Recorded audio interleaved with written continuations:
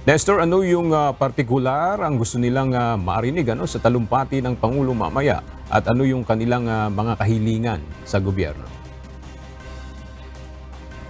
Gusto nila na magkaroon ng dagdag na kumbaga magkaroon ng fishing vessel dito sa Masinloc at magkaroon din ng pangkabuhayan itong mga mangingisda natin na talagang namang nagigipit ngayon sa sitwasyon dahil hindi sila pa makapangisda sa Baho de Masinloc.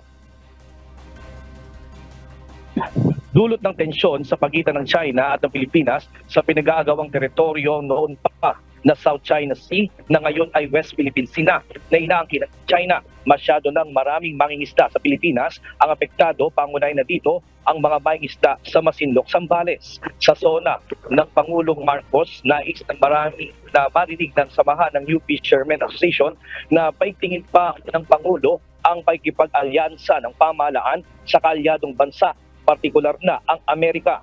Paraan na rin anya ito para na rin makapag-produce ng maraming fishing vessel ang Pilipinas. Sa parang ito, anya ay maaaring matapot ang China at hindi ang Pilipinas. Kami naman na mga mangingisda, hindi rin naman kami pinagbabawalan ng ating pamahalaan na para patuloy na mangingisda dyan sa ating karagatan, kundi ang sinasabi lang ng ating mga Philippine Coast Guard ngayon ay iwasan natin hangga't maaari yung mga Chinese fishing, yung Chinese Coast Guard dyan, yung mga Chinese militia dyan, para naman na ibig sabihin hindi po tayo maaaring manganib yung ating buhay kung sakalit tutuhanin nila yung kanilang mga banta. Ayon pa sa grupo ng mga mangingisda sa bansa, bantay sarado ang China sa mga bahura sa Baho de Masinloc o Scarborough Shoal hanggang ngayon. Katunayan ito nang mag-resupply mission ang Philippine Coast Guard at BIFAR ay binugahan naman sila ng water cannon ng Chinese vessel kung saan may mga nasaktan at nasugat ang Pilipino. Dahil sa nangyayari ngayong kaguluhan, tumataas ngayon ang presyo ng isda sa mga pamilihan. Kung dati sa loob ng isang linggo ay nakakahuli ng nasa 10 tonelada, ngayon sa isang linggo swerte na kung maka-1 tonelada ang mga mangingisda dahil sa panggigipit ng China. Anya, dati-rati ang lapu-lapu ay nabibili lang ng 150 pesos per kilo, ngayon ay 300 pesos na.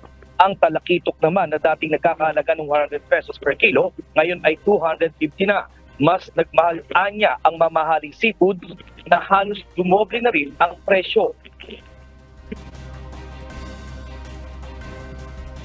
Sa amin po ay totoong mapanganib ang nakikita namin sa pagbabanta ng China, dahil nakikita naman natin na winawater cannon yung ating mga Philippine Coast Guard.